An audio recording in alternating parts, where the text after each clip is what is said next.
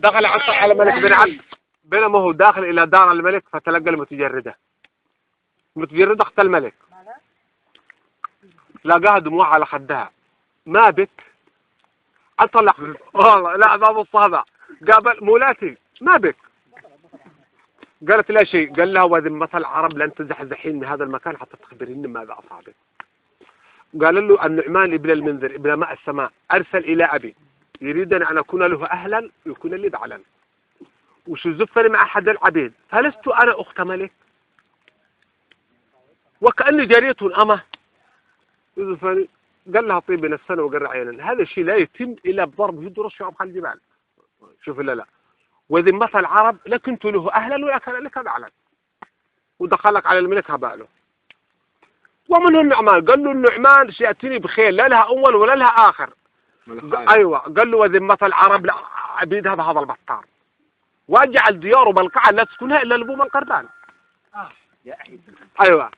فدخلك على الرسل حق النعمان، قال له لماذا أرسلكم النعمان؟ قال له كذا كذا. قال اذهبوا إليه وقولوا له ما له زواج عندنا إلا بالسيف. أو قال يا عروة بن الورد كان موجود، قال له اكتب هذه الرسالة وأعطى النعمان. قام هذا رسالة، قال له لا يحمل الحقد من تعلبه الرتب ولا ينال العلا من طبعه الغضب. قد كنت فيما مضى أرعى جمالهم واليوم أحمي حماهم كل ما نكبوا. فلله در بني عبس لقد نسلت من المكارم ما لم تنسله العرب، فلا أبعد الله عن عيني غضارفة أنس إذا نزلوا جن إذا ركبوا. تعذبهم مضمرات مثل السلاهب فعناقها قبب، ألا لي النفوس ولا الطير اللحوم ولا الوحش العظام ولا الخيال السلب. فإن كنت تعلم يا نعمان إن يدي عنك قصيرة فاعلم إن الأيام ستنقلب، وإن الأفاعي وإن لانت ملامسها عند التقلب في أن يأبى العطب. ستعلم يا نعمان أي فتى إلقى أخاك الذي غره المدح والكذب. قراها النعمان شبه قال خبر مختلف. كيف؟ قال راح اخطبها بنفسي، عاود أجي أخطب دمي يفرق يا ابني.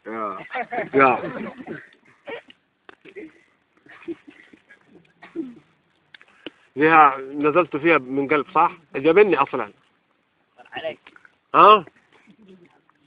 وتلاقوا طرفة بن العبد وعنتر.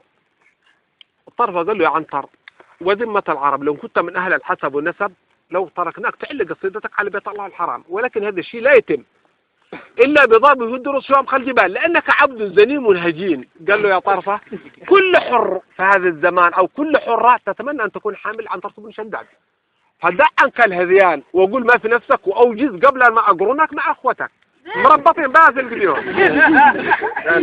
يا جلها في بيت الله الحرام مربطين فرد كذا.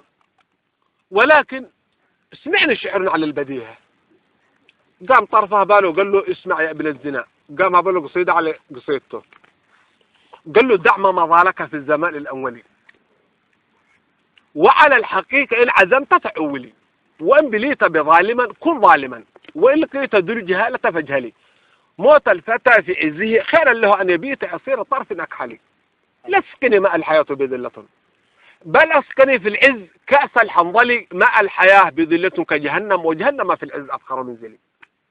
وصرت مع الصريا مفردا ما لي أن يسنس وحد المصلي وتسمع للجن همهمة ودمدمة كضيية نؤجن عند المحمل والبدر من فوق يسوقه كسوق الركب المستعجل. شوف بلا شداد عن الكلوك. شوف كيف لحمها والبدر يقول والنصر نحو الغرب يرمي بنفسه يكاد أن يحضر في السماء كالعزلي. وهجمت غابات الأسود وخفضتها والليل أسود من جفون الأكحلي. وتلك الليالي لو مرت على طفل الرضيع على شأب هذا الطفل قبل المحمل. أبا ليه واقع استقام له من طرفه حباب قليل بقرانه ما قد أمه فيه والله. بعدين يوم بيت الله الحرام بني شيبان منهم 500 حامين ظهروا عن ابن مسعود والمثنى بن الحارثة وبسطام بن قيس بن مسعود وعمر بن المعدكري بزبيدي والله ذل اللي معاه والملك الأشطر ملك جبل الدخان ورضا بن منيع ومسموه عتبة بن شهاب ذل حوله والغضبان بن عنتر ومشاواده كله والغصوب وميسرة ما الأثاليث قال له قل له لعلك معاه شواده ودوروا معاه جاهل يا اخي صعلوك الغضبان ذي يابا ما يتخاطبش يقرون بس يقرون اجي عبد الهياف ارسل اخوه يشخيل اصيله لقي لك واحد معاه يمكن 70 خيل شيبيع هذاك شل عليه بالغصب قام ذاك الشك منو يشكيني في هذا الرجل منو يقدر خافوا العرب قابل قدام ملك بن عبس اجى عن طلع باب الصحباء قال الخيل لمن قال له الخيل لي قال هل اعطاك مالا في هذا الخيل قال له لم يعطيني قال له خيلك لك قال لا تحكم علي عبد زنيم لأم لك ذي مرهف خو عبد هياف قال لا تحكم علي عبد زنيم لأم لك قال له دع هذا الخيل قال له والله سوف أخبر أخي بهذا الكلام روح مرهف لما عند عبدو وراه قال له لقيته خيل واعترضوا له فرسان بني عبس قال اذهب إلى الجزيرة العربية وخبرها ببطشي ومن أنا كنا من الفرسان والله لا أذهب إلى الجزيرة العربية لا أجعل ملك يحكمها وأجعلها بلقاء لا أسكنها إلا البو والغربان ولكن رحمة لهم اذهب أنت وأقصر الباس قبل أن أتيهم بخيل لا لها أول ولا لها آخر يهدد المهم راح أجي أخوه يقول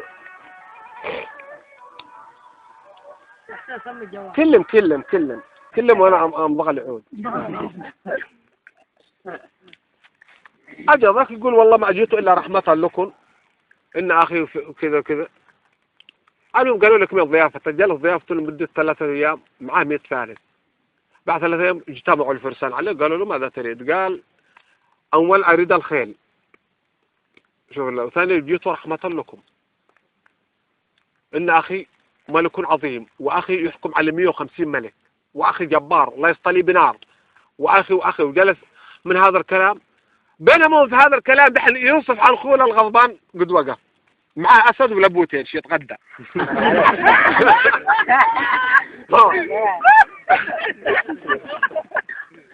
قد طالها يا شي يتغدى مدم عليه وقف له كذا يسمع أخي قال له من أخوك ومن أخوك قال لي اسكت أنت عبد الزنيم لا تتكلم بدون كلام شلم سيف حطه في أمه إشت أمك على إشت أم أخوك الغلطة لا فهم الله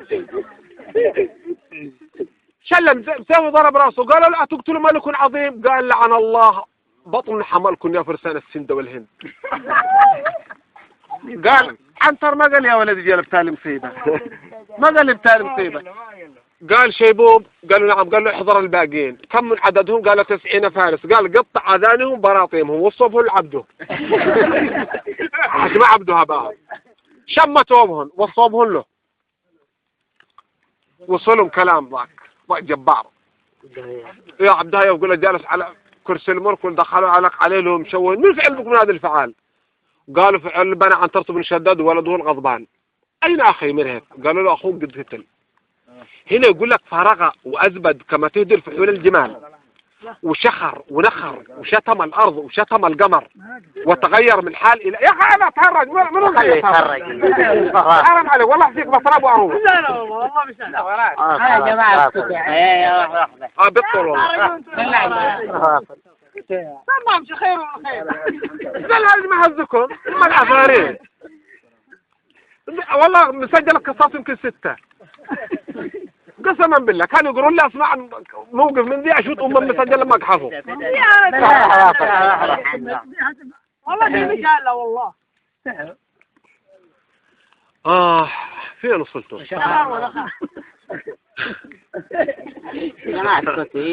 هنا يقول لك فشخر ونخر وأزبد حتى طلع الزبد من أشداقه وطارت عينه الأم راسه وقال وذمة العرب لا جعل ديارهم بلقعا وأذبح شيوخهم ويجتمع أطفالهم ولا أترك منهم رجل يحكم هذه البلاد ذي هي فجمع قومه وأرسل إلى الملوك فأتوه الجيش لا يعد ولا يحصى. شوف هذا. فيقول لك السفن عبوها خيل ومن هذه الأموال ودعروك إلى الجزيرة العربية حتى وصل. فكلما دخل مدينة بعدها عم بكرت أبيها هيافوا جنوده. عنتر سمع بهذا الخبر قالوا له هياف مقبل بجيش لا يعد ولا يحصى، وقد أقبل هذه الديار ووصفوه قال منو هياف وكم عدد جنوده؟ شيبوب. اكتشف أنت والخضرف. راحوا شيبوب الخضرف يكتشفون هذه المصيبة. أجلك شيبوب يسأل أين هياف؟ اللي لك معبيد. قالوا له وين هياف؟ قالوا له هياف ما تقدر توصل عليه. قال ليش؟ قالوا من عدد الأمة اللي عليه من عدد الحرس، ولكن ندلك على شيء. قال على ما تدلوني. قال تدخل من هذا المكان وتنظر إلى هذاك الرجل يقول لك مبرك على ركبتيه وهو أطولهم. أيوة. قالوا له ذاك هياف. عوراه من بعيد تفرج إليه وما هو وراه بصفاته هيا فعل كذا وهيا فعل كذا وهيا فعل كذا. المهبل شيبوب. أجلك شيبوب هبل. قال يا أخي عنترة لما رجع قال له نعم. قال له وذمة العرب لا لنا طاقة بهياف وجنوده، فرأيت جيش لا يعد ولا يحصى. إن قلت لك على عدد الرمل لو كذبت، قلت على عدد أوراق الشجر لو كذبت، ولكن يا أخي هيا بنا لمكان يؤوينا من هذا المكان. قال له هياف شيبوب أتخوفني بهياف وجنوده؟ والله يا شيبوب ما خطروا لي على بال. والله يا جماعة يدي شفته مسجل ب 400 لما قحصتوه وصعبته لما غرم قرية كلها عليه. الليلة اللي سمعتوها كفو يا وصلت اسبوع ما اقدرش امشي من رجلي خبطت من مسجل. قسم بالله. لكن الوقت ما حسيتوش يا اخي من ذي الكلمة. قال شيبوب والله ما خطروا لي على بال. قال غضبان اما تخوفني بهياف وجنوده والله لأروي هذا السيف من رقابهم. المهم جوك اللي ضعضعون قالوا هياف وجنوده. قال من هياف وجنوده؟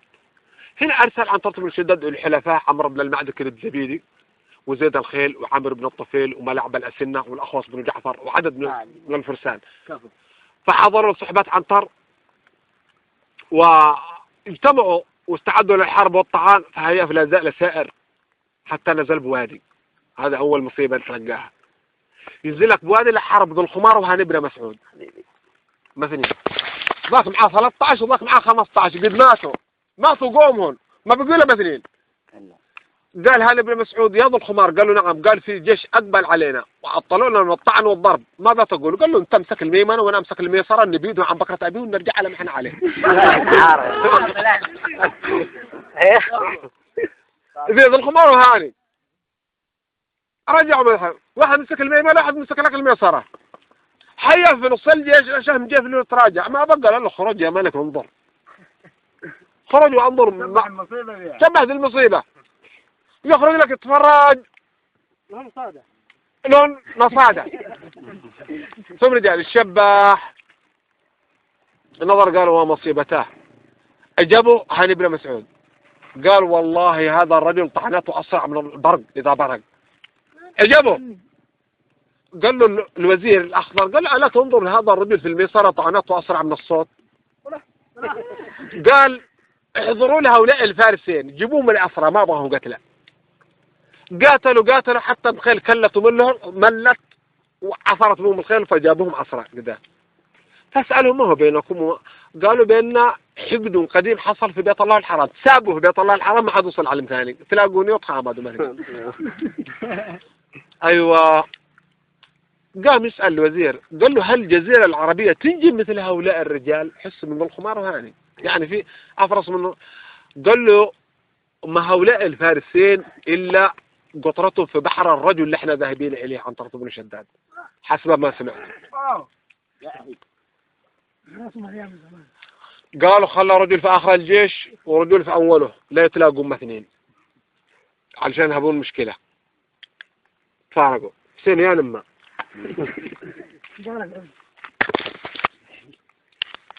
فأولا برز الحومة الميدان الأمير عنتر بن شداد فبرز على جوده الأبجر وتجلد برحم الأسمر وهمس جواد الحومة الميدان فالعب 4 أركان حتى حير عقول شجعانه وطلب البراز والإنجاز. ونادى فرسان اليمن هل من مبارز هل من مناجز هذا يوم الهزاز ابرزوا إن شئتم الفارس الفارس أو 10 الفارس أو احملوا بجمعكم فأنا كفول لكم. فمن عرفني قد اكتفوا، اللي ما عرفني ما بخيفه. انا حاول قصب الرهان، انا مبيد الاقران، انا ابو الغصوب الغضبان، انا الحي بطن الوادي، انا رفيع العماد، انا عنترة بن شداد. اين اصحاب الغارات؟ قال الراوي فلما سمع ذو الخمار هذا الكلام صار الضياء في عينه ظلام. فقال والله لا حد قد خاطبني بهذا الخطاب الا هذا العبد الزني. ولكن وذمة العرب وشهر رجب لا ابرز اليه الا احد فرسان اليمن. فنادى بفارس من فرسان اليمن فكان يستاد الاسود من حاله وقال له ابرز الى هذا العبد الزنيم وخذ روح بين كتفيه. فبرز رجل طويل القامه عريض الهامه واسع المنكبين راكب على جواد اسحم اذا صهل يكاد ان يتكلم. فحمل على عنترة بن شداد حملته الممكنه فتلقى عنترة بقلب لا يخشى الفزع. فاصطدموا في حومه الميدان اصطدام الماء في ايام الزياده. فحمل عليه عنترة بن شداد وضربه بالضامع على راسه فطير راسه من على جسده. فبرز رجل ثاني فقتله والثالث فجدله والرابع فاسكنه لمسه والخامس فاعدمه حسه. قال الرجل من اهل اليمن يا سبيع؟ قال له نعم. قال له الذي ارسل شوامخ الجبال لا ندله الا انت فابرز اليه وخذ روح بين جنبيه. فقال سبيع والله ابرز لعبد زنيم لأم له. قال له دع عنك هذا القيل والقال وابرز لحومه الميدان. هذا فارس وقرب المداعس.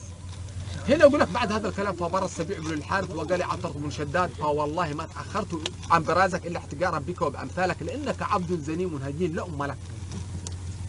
قال الرافع لما سمع عنترة بن شداد هذا الكلام قال له يا سبيع كل حره في هذا الزمان تتمنى ان تكون حامل عنترة بن شداد. ودع عنك القيل والقال وهي بناء المجال الافتقار. قال الرسول سادة الكرام بعد هذا الكلام فحملوا على بعضهم البعض كانهم بحرين او طفلين او جبلين اصطدمين او قلة من قلل او قطعه فصلت من جبل فطرتهم في الميمنه وطرتهم في الميسره وطرتهم تخببهم في الخبابه. لا زالوا فكروا وفروا قرب وبعد وهذا فسطع عنترة بن شداد على خصمه الان احتك الركاب بالركاب وضربه بالسيف سطح حتى وقع. والا بشيبوب قد اقبل كانه ريح الهبوب وخذه اسير وقده دليل حقير.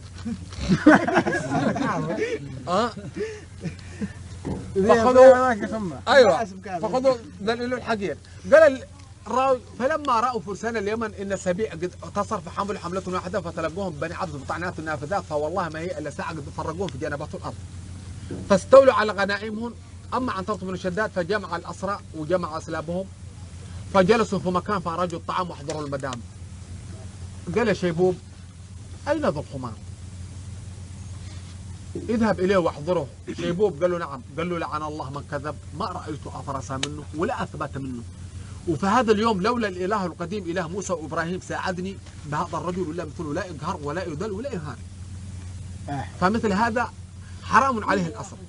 قال الرافع ذهب شيبوب الى ذو الخمار فوجده متدثر متزمل محمد مسخن. فقال له كلم اخي عنتر. قال له است امك على است ام اخوك عنتر.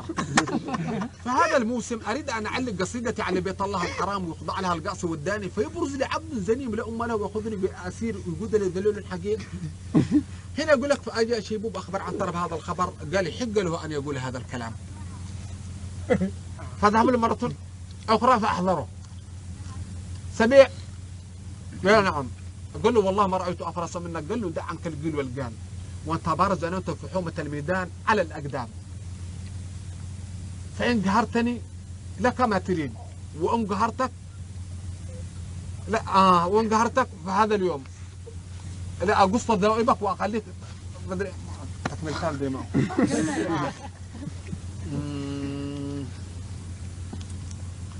فين اقول لك بعد هذا الكلام قال له عنتر بن شداد أتريد براز يا سبيع والله ما رأيت أفرس منك ولا أثبت منك في حومة الميدان. قال الراوي سيد الكرام قال له عنتر تبارز أن أنت على الأقدام. قال له سبيع قال له نعم. قال له الذي أرسل شوامخ الجبال لو تبارز أنا وأنت 10 أيام إن شئت أقتلك وإن شئت أسرك وألف سبيع مثلك ما خطر لي على بال.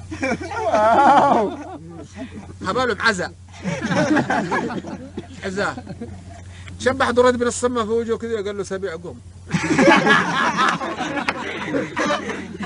قال له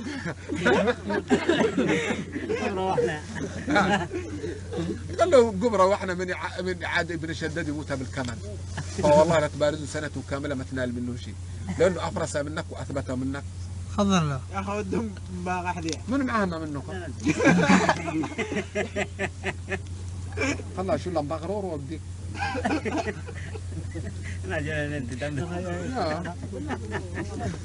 هنا يقول لك فنخوا المطايا واحضروا المدام ولا زالوا في أنس ونحروا النوق وأحضروا المرجل يا حسين قدر كبير وركبوا باللحم وما انتظروا ولا زالوا في أنس إلا ب5 فوارس كأنهم جذوع النخل اليابس.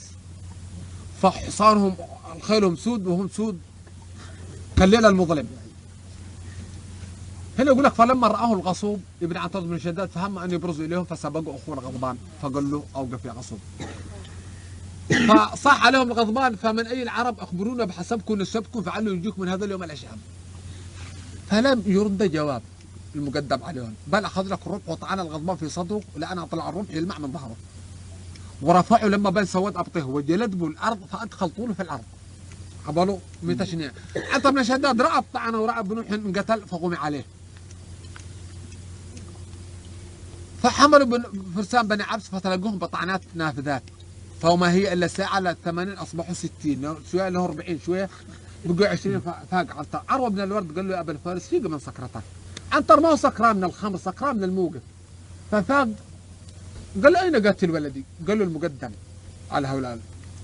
فقام عنتر عيناه مثل الجمر وركب جواده الابجر وتمطى في كربوس سرجه وطعنه بالرمح في صدره فانكسر الرمح. فاخذ لك الضامن وضربه فانثنى سيف. قال له من عجبي في هذا اليوم لقيته جنسا غير جنسي. همز جواده هارب. قال له عروه بن الورد الاخ يترك اخيه ابا الفارس هذا اليوم. فرجع اخذ لك عروه الجن طردوهن كبوهن ومشوا. قال شيبوب راى مغاغه كذي هرب. روح قال بن عبس ما بقي ولا واحد. ما تاكلوا من خبز الخبر. قال قتل الغضبان وقتل اخي عنتر فوالله ما بقي احد. قاموا بني عبس بالصياح وقام ملك بني عبس يتلقاهم. عنتر قال ومصيبتها ما هذه المصيبه دهنا قتل الغضبان وذمه العرب لا يهمني الا شيء واحد. الان لما تسالني دعد يا ابي يا عماه اين الغضبان ماذا اقول لها؟ فمشى يقول لك كان يخطو خطوتين قدام وخطوه لورا كل ما يبغى يروح علشان تحرروا هذه المراه. فتلقونا عبله بنت مالك. ليه تقول له سلامتك يا ابا الفوارس ورمى قنه بطرفها الادعج شتغازل محرمه. قال لها يا عبله بعيدي عن وجهي ما في القلب راحه وان اردت ان تهجري فاهجري ولا توصلي. زعل العبله قفل وعنتر لا زال في حزانه. المهم تلقوه فرسان بني عبس ولا شويه لا ذيك دعت قد اجل تقول له سلامتك يا عماه ولكن اين الغضبان؟ هذا الموقف اللي حرق قلبه. تلقنه وهي تبكي عرفا انه قتل من شيبوب. قال له اين الغضبان يا عماه؟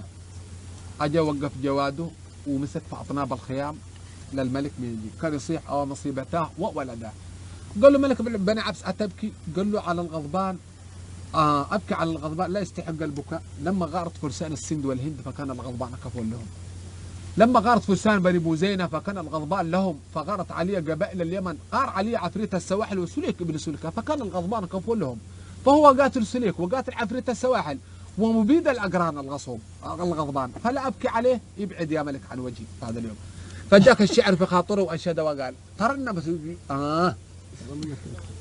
سكت معاذ يا المراخي عنتر ان انت شغال المراخي جنح الظلام حمامة. لا اعرف لها. يهبوا قال ترنمت في جنح الظلام حمامة تهيجها أشواق تضمها صدري فخبرتني دون الأنام حمامة ترفرف على الأغصان والورق الخضر وإذا ريح الصبا أهدت نسيمها طربنا بلا إيصال عود ولا زمر. فهيجت أحزاني بقتلة واحد ومن ذكره قصار في البر والبحر يا عبل ابكي بكل وجد حرقة وابلغ صراخك البدو والحضر. أيا عبل ابكي بكل وجد حرقة واحضر الدمع في السر وفي الجهر. يا عبل ابكي بكل وجد حرقة وابلغ صراخك البر والبحر. يا عبل ابكي بكل وجد حرقة وابكي على الهجام ابو البيض والسمر.